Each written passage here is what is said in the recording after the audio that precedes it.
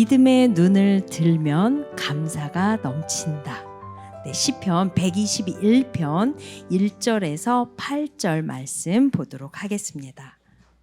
저와 성도님들이 한 절씩 교대로 번갈아 가며 읽겠습니다.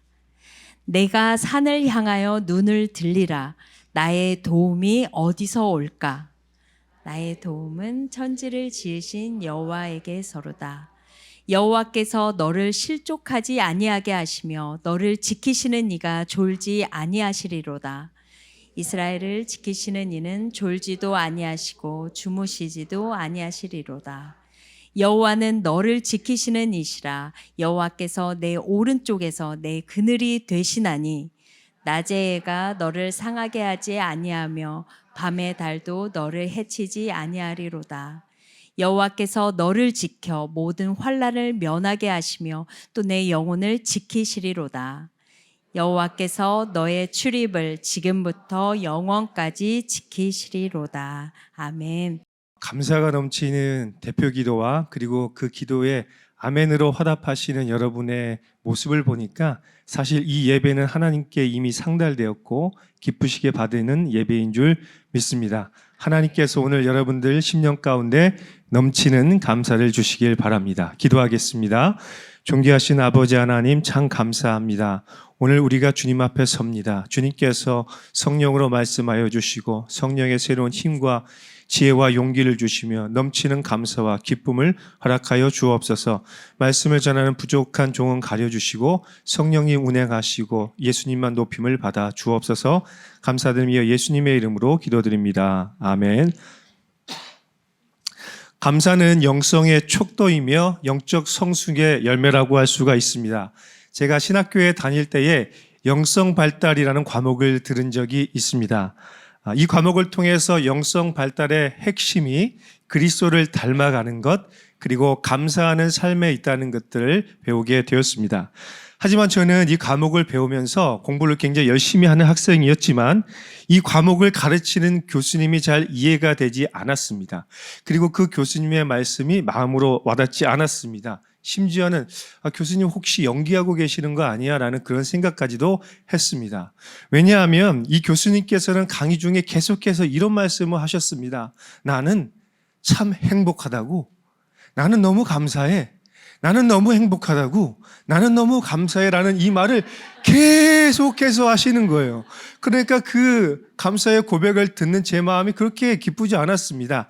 그 당시에 저는 별로 감사하지 않았고 별로 기쁨도 없었습니다. 그렇기 때문에 나는 감사해, 나는 기쁘다고 얘기하시는 교수님의 말씀이 심지어는 가면을 쓴 연기와 같다라는 그런 생각들을 했습니다. 그러나 이제는 교수님의 그 마음을 오해한 저의 모습을 회개하면서 교수님께서 말씀하시는 그 의미를 조금씩 이해해 가고 있습니다. 왜냐하면 모든 것이 다 완벽하기 때문에 감사한 것이 아니라 감사의 고백을 하고 감사를 선포하니까 감사하지 않음에도 불구하고 자꾸 감사하는 삶을 살게 되는 믿음의 신비를 알게 되었기 때문입니다. 그래서 저도 습관적으로 그리고 의지적으로 자꾸 하나님께 감사합니다 라고 고백을 합니다. 어제 저녁에 침대에 누워서도 감사합니다. 내일 수요 예배를 전할 수 있게 해주셔서 감사합니다. 제가 이렇게 잠을 잘 수 있게 해주셔서 감사합니다. 습관적으로 의지적으로 그렇게 감사를 고백했습니다. 여러분, 이처럼 감사는 하나님이 주시는 은혜를 누리는 축복의 통로입니다. 왜냐하면 하나님은 감사하는 자에게 특별한 은혜를 부어주시는 분이기 때문입니다. 하늘의 문을 활짝 여시고 하늘의 복을 내려주시는데 누구에게 주신다고요? 감사하는 자에게 하늘의 복을 내려주신다라는 것입니다. 사람과의 관계에서도 그렇지 않습니까?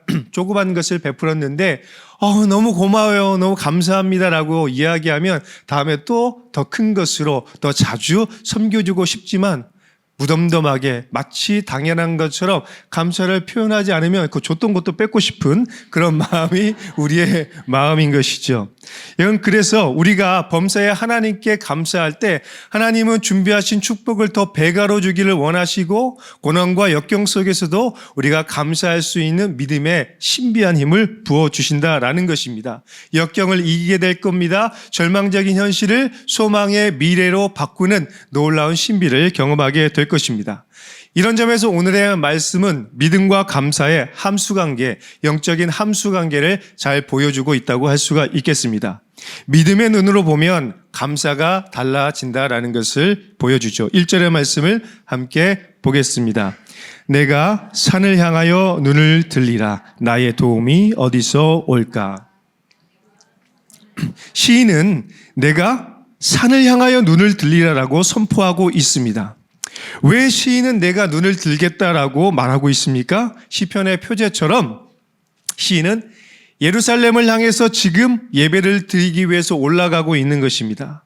성전을 올라가는 과정 속에서 자연스럽게 고개를 들고 성전을 바라보고 있는 거예요. 그래서 내가 믿음의 눈을 들고 보겠다라고 말하는 것입니다. 성경에서 산이란 영원함과 신실함을 상징하고 있는데 험난한 인생의 과정을 말하기도 하죠. 그래서 실제적으로 사는 피난처이기도 하고 집회의 장소로 쓰이기도 했습니다. 혹은 우상 숭배를 위한 제단을 쌓는 곳이 산이었습니다. 그래서 시인이 산을 향하여 눈을 든다라는 것은 아마도 굉장히 복합적인 의미를 가지고 있는 것입니다. 아마도 시인들은 그 산 위에서 우상들에게 절을 하고 예배를 드리고 있는 그 사람들의 어리석음을 생각하게 되었을 거예요. 그리고 혹은 지금까지 자기가 걸어온 인생의 험난한 과정을 생각하면서 산을 바라보며 이렇게 자신의 삶을 묵상하고 그 험난한 과정 가운데 자신을 도우시는 보이지 않는 어떤 신비한 손길을 묵상했을 것입니다. 이처럼 시인이 산을 향하여 눈을 든다라는 것은 단지 고개를 들어서 산을 바라본다라는 차원의 말이 아닙니다. 지금까지 자기 자신을 도와준 그 모든 도움의 근원이 어디에 있는지 영적인 본질을 탐구하고 있는 것입니다. 물리적으로 눈을 들 뿐만 아니라 영적인 본질을 탐구하면서 도대체 나의 도움이 어디서부터 왔을까라고 그렇게 이야기하고 있는 것입니다. 그래서 저는 오늘 제 성경책의 1절에 이렇게 기록해 두었습니다. 1절의 말씀을 다시 한번 보겠습니다. 내가 아랫구절 같이 한번 읽어볼까요? 시작. 내가 산을 향하여 믿음의 눈을 들리라. 나의 도움이 어디서 올까? 성경 내용에는 없지만 제 성경책에는 내가 산을 향하여 눈을 들리라라는 이 공간 사이에다가 믿음에라고 이렇게 써놨습니다. 여러분, 우리가 산을 바라보면서 그냥 물리적인 고개만 드는 것이 아니라 믿음의 눈을 들어서 보아야 하는 것입니다. 그래서 오늘 설교의 제목과 같이 믿음의 눈을 들면 감사가 넘친다는 그런 고백이 나오게 되는 거예요. 제목 너무 잘 지은 것 같아요. 성령께서 주신 믿음의 그런 법칙을 잘 보여주고 있는 것 같습니다. 사랑하는 여러분, 우리가 그냥 눈을 들어서 보면요, 그냥 보는 겁니다. 그런데 우리가 믿음의 눈을 들고 보면 지금까지 내 인생을 살아오면서 나도 모르게 보이지 않는 도움의 손길이 무엇이었는지를 깨닫게 되는 영적인 안목이 생기게 되는 것입니다.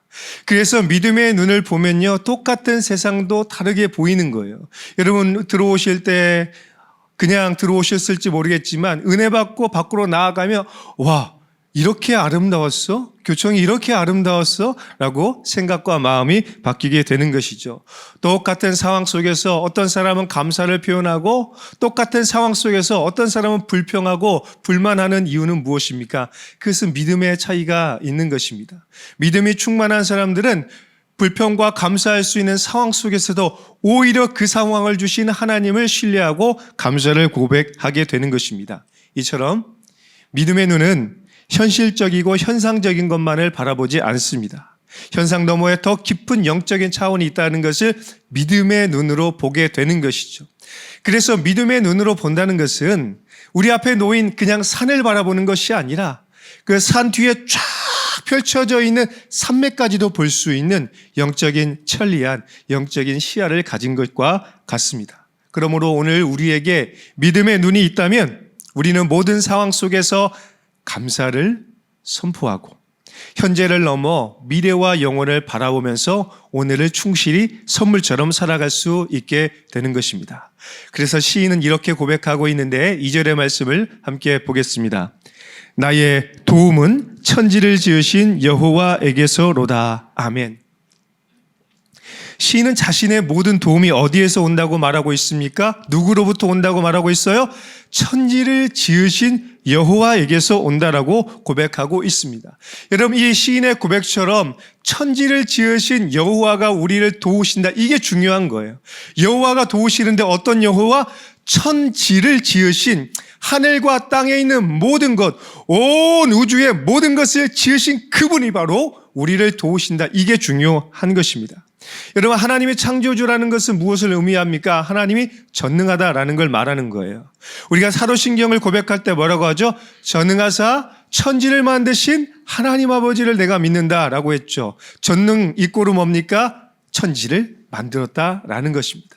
여러분, 우리가 믿는 하나님은 전능하사 천지를 만드신 하나님입니다. 바로 이 하나님께서 우리를 도우시기 때문에 무능한 하나님이 아니라 전능한 하나님이 우리를 도우시기 때문에 우리는 하나님께 감사한다라는 것입니다. 여러분, 하나님이 창조주라는 사실은 무엇입니까? 우리가 그분의 피조물이라는 거예요. 하나님이 우리를 그분이 보시기에 심히 좋았더라 라고 말할 정도로 너무나 아름답고 존귀하게 하나님의 형상으로 만들었다라고 말하는 거예요. 그리고 그만큼 우리가 소중하고 아름다운 존재라는 거죠. 하나님의 작품이고 하나님의 소유이기 때문이죠. 여러분, 세상의 최고의 미술품에도 최첨단 도랑 방지 시스템을 달아놓고 사람들이 함부로 접근하지 못하게 합니다. 좋은 명화일수록 플래시를 켜지 못하고 사진도 못 찍게 합니다. 왜 그렇습니까? 너무나 가치 있고 중요하기 때문에 그것을 지키고 보호하는 거예요. 자, 그렇다면 우리가 하나님의 걸작품으로 창조된 너무나 소중한 존재라면 하나님이 어떻게 하실까요?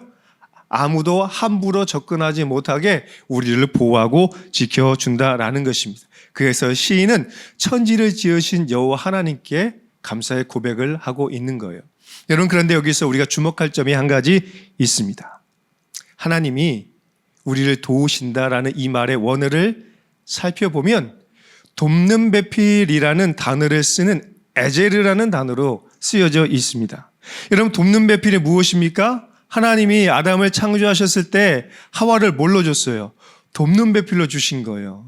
남자들이 대부분 좀 미약하니까 우리 자매님들을 아름답게 창조해서 돕는 배필로 주셔서 우리의 부족함과 연약함을 둘이 하나 되어 도우라고 그렇게 만드셨어요. 그런데 이 시편의 본문의 말씀을 보면 하나님이 우리를 도우시는데 어떻게 도우신다고요? 마치 돕는 배필인 에제르처럼 우리를 도우신다라고 말씀을 하고 있는 것이죠. 여기서 볼 때 하나님은 우리의 민원을 처리해 주시는 분이 아니라는 것을 알 수 있어요. 딱딱하게 사무적으로 우리를 도와주는 그런 하나님이 아니라는 것을 알 수가 있어요. 우리를 너무나 사랑하고 우리를 너무나 인격적으로 대우하시며 우리를 너무나 소중한 작품처럼 여기고 도와주시는 에제르의 하나님이라는 것을 보여주고 있다는 것입니다. 사랑하는 여러분, 천지를 지으신 하나님이 우리의 돕는 배필처럼 에제르가 되어서 도우신다라는 이 믿음의 고백을 보면서 우리는 감사할 수밖에 없는 것입니다. 그래서 우리가 이 믿음의 눈을 들고 사방을 바라보면 이것도 하나님의 도우심이구나. 이것도 하나님의 도우심이구나. 하나님의 도우심이구나 라고 생각하면서 내 마음속에 있는 두려움을 떨쳐버리게 되는 거예요. 왜 그렇습니까? 태산이 높다 한들 하늘 아래 매라는 말처럼 이 세상의 모든 것은, 이 세상의 모든 높은 것도, 이 세상의 모든 강한 것도 하나님의 피조물에 불과하다라는 거예요. 아무리 높은 권력을 가지고 많은 재산을 가지고 강한 힘을 가졌을지라도 하늘 아래 피조물에 불과하다라는 것입니다. 그러므로 우리의 사방이 다 막혀서 진퇴양난의 상황을 경험할지라도 또 아무도 나를 돕지 않는 것처럼 외로움과 두려움을 느낄지라도 우리는 그때 믿음의 눈을 들어 천지를 지으신 하나님을 바라보아야 하는 것입니다. 그러면 천지를 지으신 하나님께서 거기로부터 우리를 도우시는 것을 보게 될 것입니다. 그래서 시인의 고백처럼 우리는 이런 믿음의 고백을 하게 될 거예요. 우리가 사랑하는 찬송가 301장 지금까지 지내온 것이라는 찬송가가 있습니다. 제가 여러분을 위해서 불러주려고 가사를 적었지만 같이 부르는 것으로 하겠습니다. 한번 불러볼까요? 지금까지 지내온 것 주의 크신 은혜라 한이 없는 주의 사랑 어찌 이루 말하랴 자나깨나 주의 손이 항상 살펴주시고 모든 일을 주 안에서 형통하. 우리 눈을 감고 다시 한번 찬양해 봅시다. 지금까지 지내온 것 주의 크시 한이 없는 주의 사랑 어찌 이루 말하겠습니까? 사랑 어찌 이루 말하랴 자나깨나 주의 손이 항상 살펴주시고 모든 일을 주 안에서 형통하게 하시네. 사랑하는 여러분, 지금까지 지내온 모든 것 다 하나님의 은혜 아니었습니까? 지금까지는 잘 몰랐는데 믿음의 눈을 들고 바라보니까 지금까지 지내온 것이 모두 다 하나님의 은혜였다라고 고백할 수밖에 없지 않습니까? 하나님은 지금까지 우리가 걸어오는 모든 길, 여기까지 도우시는 에베네셀의 하나님이십니다. 그리고 지금 이 순간에 우리와 함께 하셔서 우리를 도우시는 임마누엘의 하나님입니다. 그리고 우리의 미래와 영혼을 준비하시는, 우리에게 꼭 필요한 미래를 준비하시는 여호와 이레의 하나님입니다. 우리 하나님은 지금까지 우리를 도우셨고 지금 도우시며 앞으로도 도우실 하나님이십니다. 그러므로 지난 날의 과거를 돌아보시면서 하나님께 감사하십시오. 선물과 같이 주어진 이 순간을 감사하십시오. 그리고 앞으로 펼쳐질 모든 순간에 하나님께서 가장 좋은 날을 주실 것을 믿고 믿음으로 감사를 선포하시기 바랍니다. 그럴 때 우리를 지키시고 보호하시는 그 특별한 하나님의 은혜와 사랑 때문에 가슴 벅찬 감사의 찬송과 고백을 하게 될 것입니다. 3절로 5절의 말씀을 함께 보겠습니다. 여호와께서 너를 실족하지 아니하게 하시며 너를 지키시는 이가 졸지 아니하시리로다. 이스라엘을 지키시는 이는 졸지도 아니하시고 주무시지도 아니하시리로다. 여호와는 너를 지키시는 이시라. 여호와께서 내 오른쪽에서 내 그린이 되시나니. 여기서 시인은 하나님이 우리를 지키시는 분이라고 무려 3번이나 반복해서 강조하고 있습니다. 지금까지 자신을 지켜주신 하나님의 도움과 구원을 수없이 경험했기 때문에 하나님이 나를 지키시는 분입니다. 하나님이 나를 지키시는 분입니다. 하나님이 나를 지키시는 분입니다라고 3번이나 반복해서 강조하고 있는 것입니다. 왜 그랬습니까? 시인은 경험한 거예요. 지금까지 자기 자신을 도우신 하나님을 경험한 거예요. 에베네셀의 하나님, 임마누엘의 하나님, 여호와 이레 하나님을 경험하니까 하나님이 나를 지켜주셨다라고 고백을 하고 있는 거예요. 그렇다면 시인이 경험한 하나님의 지키심은 무엇이었을까요? 첫 번째, 하나님은 우리를 실족하지 않게 하시는 하나님이라는 고백을 하고 있습니다. 여러분, 살다 보면 우리를 실족하게 하는 일들이 참 많지 않습니까? 그렇죠? 수많은 장애물과 위기들이 우리를 실족하게 합니다. 실족하고 싶지 않아도 실족할 수밖에 없는 그런 상황이 찾아옵니다. 산의 정상으로 올라갈 때는 힘이 부족해서 실족하고 하산하여 내려올 때는 잠깐 방심하고 힘이 빠져서 실족하게 됩니다. 하지만 하나님은 이 모든 상황 속에서도 우리를 실족하지 않게 지키시는 하나님이심을 믿으시기 바랍니다. 혹시 우리가 실족했을지라도 하나님은 우리의 손을 탁 붙잡으시면서 우리를 다시 일으켜 주시는 그런 하나님인 것입니다. 그래서 우리가 다시 일어나 믿음의 길, 순례의 길, 예배자의 삶을 살아갈 수가 있게 되는 것이죠. 두 번째로 항상 하나님은 깨어 있어서 우리를 지키신다라고 고백을 하고 있어요. 여러분, 일본의 신사에 가면 재밌는 게 있다고 합니다. 뭐냐면 사람들이 줄을 서서 종을 땡 치는 거예요. 왜 종을 칠까요? 잠자는 신을 깨워야 한답니다. 참배를 하기 전에 잠자는 신을 깨워놓고 참배를 하고 기도를 해야 들어준다라고 생각을 하기 때문에 종을 땡 친다라는 거예요. 여러분, 그런데 고대 근동의 신들도 그랬습니다. 그래서 엘리야가 바알과 아세라 선지자 850대 1의 싸움을 할 때에 너희의 신들이 자고 있는 것처럼 보이니까 가서 깨워라라고 조롱을 했어요. 열왕기상 18장 27절의 말씀을 함께 보겠습니다. 정오에 이르러는 엘리야가 그들을 조롱하여 이르되 큰 소리로 부르라. 그는 신인즉 묵상하고 있는지, 혹은 그가 잠깐 나갔는지, 혹은 그가 길을 행하는지, 혹은 그가 잠이 들어서 깨워야 할 것인지 하매. 여러분, 지금 엘리야가 850명의 바알과 아세라 선지자를 딱 세워놓고 조롱하는 거예요. 야, 너희 신들 지금 자고 있는 거 아니야? 가서 깨우고 와라고 이야기합니다. 여러분, 세상의 신들은 잠자고 있는 신입니다. 왜 세상의 신들은 잠자고 있는 것처럼 느껴질까요?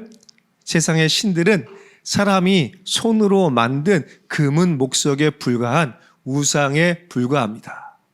그리고 천지를 지으신 하나님 앞에 섰을 때에 아무것도 할 수 없는 미력한 존재이기 때문에 하나님 앞에서 마치 잠자고 있는 신처럼 느껴질 수밖에 없는 것입니다. 그러나 우리가 믿는 하나님은 어떻습니까? 졸지도 주무시지도 아니하고 언제나 불꽃 같은 눈동자로 우리를 지켜주시는 그런 하나님이라고 성경은 고백하고 있습니다.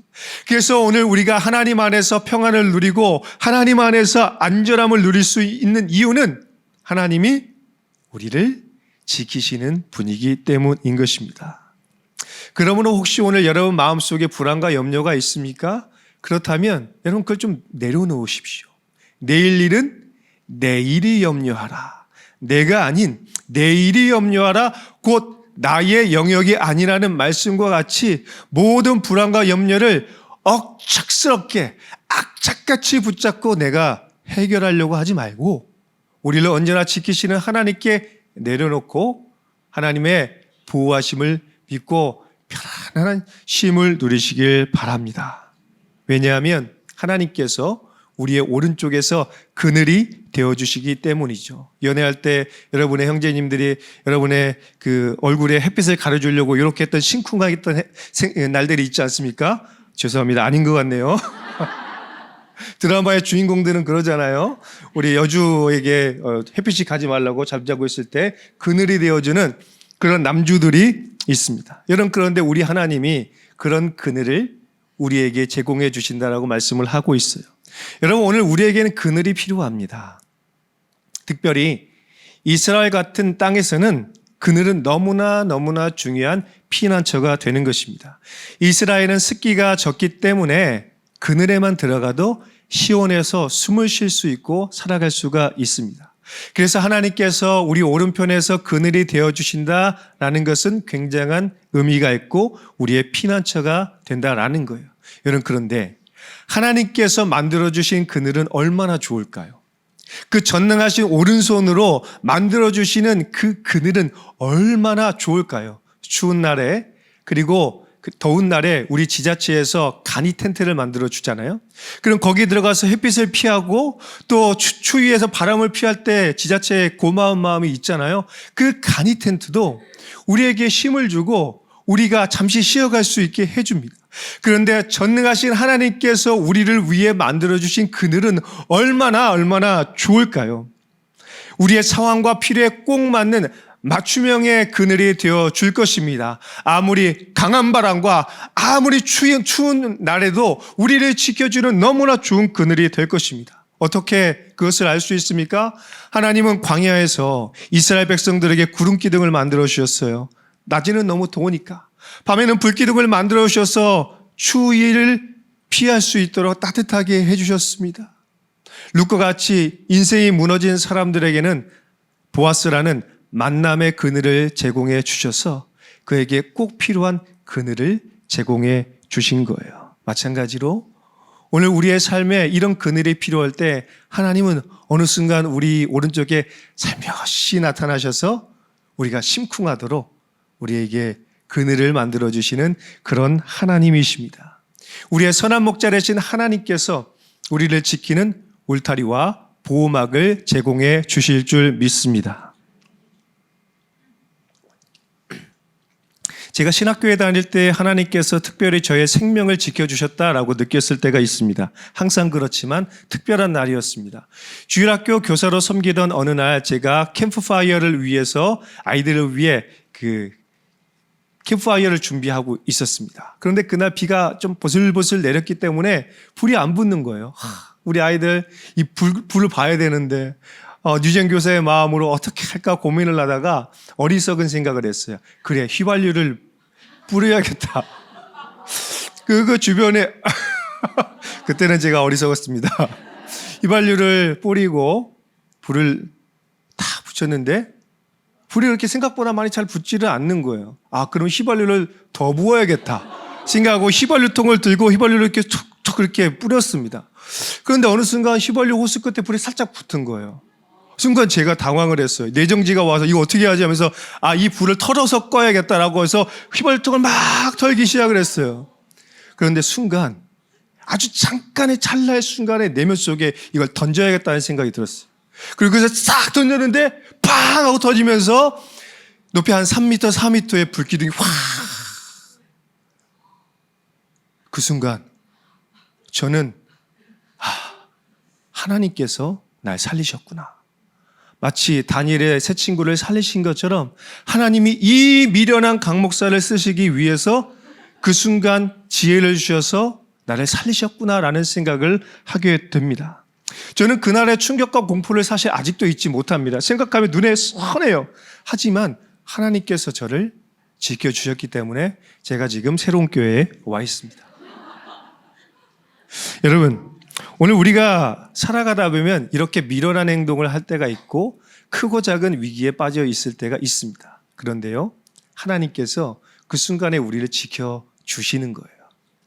우리가 알게 모르게 하나님께서 우리를 지켜주시는 거예요. 여러분이 이 예배당으로 걸어오는 순간에, 여러분이 운전을 하고 오는 순간에, 모든 순간순간마다 하나님이 지켜주셨습니다. 믿음의 눈을 들고 보면 모든 것이 하나님의 지키심이었다는 것을 깨닫게 되고, 그렇기 때문에 하나님께 진심과 전심으로 감사하게 되는 것입니다. 6절의 말씀을 볼까요? 낮의 해가 너를 상하게 하지 아니하며 밤의 달도 너를 해치지 아니하리로다. 아멘. 시인은 하나님이 낮의 해와 밤의 달로부터 우리를 지키신다라고 그렇게 선포하고 있습니다. 낮의 해와 밤의 달은 인간들에게 꼭 필요한 존재입니다. 그러나 동시에 위협적인 존재로 인식이 되었습니다. 팔레스타인의 뜨거운 태양의 열기는 사람들과 작물들에게 치명적인 영향을 미쳤습니다. 해가 필요하지만 너무나 강한 태양의 열기 때문에 작물들과 사람들, 특히 여행자들이나 노동자들에게는 아주 큰 고통을 주었고 심지어는 생명을 빼앗아 갈 수도 있는 위협적인 존재였습니다. 당시의 사람들은 밤의 신, 이 달의 신이 사람들에게 질병을 주고 사람들을 해친다는 믿음을 가지고 있었습니다. 그러니까 밤의 달과 낮의 해는 무엇입니까? 인간에게 꼭 필요한 것이기도 하지만 아주 인간에게 치명적인 존재로 인식이 되었던 거예요. 그러니까 사람들이 낮의 해와 밤의 달을 두려워했습니다. 당시 이집트와 팔레스타인에서는 이집트의 그 태양신 라와 달의 신 난나를 섬겼습니다. 그러니까 태양의 신과 달의 신을 섬기는 그 믿음을 가지고 있는 사람들에게 시인이 이렇게 선포하고 있는 거예요. 너희들이 믿고 있는, 너희들이 두려워하는 태양의 신, 달의 신이 너희를 해하려 할지라도 하나님이, 천지를 창조하신 하나님이, 달을 창조하시고 태양을 창조하신 그 하나님이 우리를 지키신다라고 선언하고 있는 것입니다. 사랑하는 여러분, 하나님은 우리가 가장 두려워하는 것, 모든 사람이 두려워하는 것으로부터 우리를 지키시는 천지를 지으신 하나님이십니다. 이 사실을 믿으십시오. 오늘 여러분이 가장 두려워하는 것은 무엇입니까? 건강의 문제가 두렵습니까? 경제적인 문제, 내 뜻대로 되지 않는 모든 관계적인 문제, 미래에 대한 문제, 내 자녀의 미래에 대한 문제, 여러 가지 수많은 문제들이 여러분을 두렵게 하고 불안하게 하고 염려를 주고 있습니까? 그렇다면 낮의 해와 밤의 달도 우리를 상하게 하지 못하는 그 하나님을 신뢰하는 믿음으로 오늘을 살아가시기를 바랍니다. 그럴 때 하나님이 우리를 지켜주심으로 말미암아 우리는 하나님께 감사와 찬송을 드리게 될 것입니다. 그런데 오늘 우리가 주목해야 될 말씀은 바로 7절과 8절의 말씀입니다. 함께 읽어보겠습니다. 시작. 여호와께서 너를 지켜 모든 환난을 면하게 하시며 또 내 영혼을 지키시리로다. 여호와께서 너의 출입을 지금부터 영원토록 지키시리로다. 아멘. 여러분, 이처럼 하나님은 모든 환난 가운데서 뭘 지켜요? 우리의 영혼을 지켜주시는 분이에요. 어쩌면 가장 중요한 제목이, 감사의 제목이 우리의 영혼을 언제까지? 영혼까지 지켜주신다라는 것입니다. 전에 우리는 죄의 종으로 살았습니다. 육체의 종으로 살았습니다. 그래서 날마다 육체에 기뻐하는 것을 살았던 사단의 백성이었습니다. 그러나 하나님께서 우리에게 생명을 주시고 새로운 호흡을 주시고 새로운 힘과 지혜를 주셔서 성령의 인도하심으로 살아가는 하나님의 백성이 되게 하셨습니다. 그래서 오늘 우리는 하나님을 예배하고 섬기는 감사와 찬송의 삶을 살아가는 존재가 된 것입니다. 이제는 죽은 존재가 아니에요. 영적으로 죽은 존재가 아니고 영혼의 질병에서 치유함을 받은 존재입니다. 그래서 우리의 영혼은 지금부터 영혼까지 지켜주심을 받게 되는 것입니다. 혹시 오늘 여러분 가운데 영혼의 질병에 빠져서 감사도 없고 기쁨도 없고 믿음도 작아지는 그런 분들이 있습니까? 그렇다면 믿음의 눈을 들어 하나님을 바라보십시오. 그래서 나를 전적으로 지키시고 나의 출입을 지키실 뿐만 아니라 지금부터 영원까지 인도하시는 하나님께 감사의 고백을 드리시길 바랍니다. 그럴 때 하나님은 악한 자가 우리를 결코 만지지도 상하지도 못하게 우리를 지켜주실 줄 믿습니다. 데살로니가후서 3장 3절에 보니까 이렇게 말씀합니다. 주는 미쁘사 너희를 굳건하게 하시고 악한 자에게서 지키시리라. 아멘. 하나님은 우리를 악한 자에게서 지키십니다. 왜요? 그는 미쁘시사 바로 신실하신 분이기 때문입니다. 그런데 어떻게 지키십니까? 우리를 굳건하게 하시는 거예요. 나를 강한 용사로 만들어주시는 거예요. 그래서 악한 자가 오면 싸워서 이기는 힘과 지혜를 얻게 하셔서 우리를 승리하게 하시는 겁니다. 그러므로 오늘 여러분을 두렵게 하는 악한 자들이 있습니까? 그렇다면 담대하십시오. 굳건해지시기를 바랍니다. 하나님이 정말로 천지를 창조하신 분이라는 믿음이 있다면 그 어떤 피조물도 그 어떤 악한 자도 사탄도 우리를 해할 수 없다는 믿음으로 담대하게 승리하시길 바랍니다. 왜 그렇습니까? 오늘 시인의 고백처럼 하나님은 우리의 출입을 지금부터 영원까지 주님 다시 오시는 그날까지 우리를 지켜주시기 때문입니다. 인간이 만든 모든 시스템은 불완전합니다. 인간이 만든 좋은 보안업체의 프로그램이나 좋은 경호업체의 경호도 우리를 다 지킬 수는 없어요. 그러나 하나님은 우리를 완전하고 완벽하고 온전하게 지켜주실 것입니다. 졸지도 주무시지도 않고 우리를 지키시기에 우리는 오늘 안심하고 살아갈 수 있습니다. 그렇다면 여러분, 하나님이 우리에게 이런 놀라운 선물과 안전을 주셨다면 우리는 하나님께 어떻게 감사해야 할까요? 먼저 우리를 위기와 고난 속에서 지켜주신 것에 대해서 감사했으면 좋겠습니다. 모든 위기와 고난 속에서 하나님은 우리를 구원해 주셨습니다. 우리가 깨닫지 못하는 순간에도 구원해 주셨고 앞으로도 그러실 거예요. 믿으십니까? 또한 우리를 날마다 도우시는 에제르의 하나님께 감사의 고백을 하십시오. 하나님이 우리의 영적인, 우리의 육체적인, 우리의 관계적인, 우리의 사회적인, 우리의 모든 필요를 채워주시는 분입니다. 나의 욕망은 제거하시지만 나의 필요는 채워주셔서 하나님의 뜻대로 살아가게 하실 것입니다. 더 나아가서 우리의 평범한 일상까지라도 하나님께 감사하시길 바랍니다. 숨을 쉬는 것, 내가 걸어갈 수 있는 것, 편안히 잠을 잘 수 있는 것, 하루에 3끼를 먹을 수 있는 것, 우리의 가족이 있는 것, 좋은 공동체가 있는 것, 내가 지금 이 자리에 있는 이 모든 것에 하나님께 감사의 고백을 하시기 바랍니다. 그런데 감사는요, 쉽지 않습니다. 훈련이 필요합니다. 우리의 성향상 감사를 잘 표현하는 사람도 있지만 그렇게 못하는 사람도 있습니다. 그래서 우리는 항상 감사를 훈련하고 표현하도록 노력해야 되죠. 어떻게 해요? 입술과 행동으로 표현해야 합니다. 그냥 고마운 마음을 관념적으로 생각만 하는 것이 아니라 항상 고맙습니다, 감사합니다라고 표현을 하고 아주 당연한 것, 조그만 것에도 감사를 표현해야 합니다. 그리고 더 나아가서 권면하고 싶은 것, 가능하면 감사의 일기를 쓰고 감사의 흔적들을 남겨보시기 바랍니다.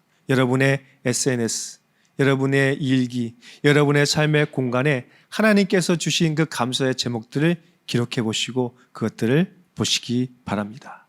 제 침대 위에는 한 권의 일기가 있습니다. 어떤 일기냐면 제가 잠자기 전이나 설교를 하기 전에 읽는 그런 일기입니다. 18세기의 위대한 설교자 조지 위필드의 일기라는 책이죠. 저는 그 책을 읽으면서 위필드의 삶, 위필드가 얼마나 하나님의 영광을 위해 자신을 드렸는지를 보면서 겸손해지는 것을 저 스스로 느끼게 됩니다. 위필드는 대서양을 13번이나 횡단을 했고 공식적으로 18,000번의 설교를 했던 그런 위대한 대설교가였습니다. 나는 녹슬어 없어지는 인생이 아니라 닳아 없어지는 인생이 되고 싶다라고 생애 마지막 때에 고백했던 그런 목사님이었습니다. 그분은 그분의 일기를 보면 내용이 단순합니다.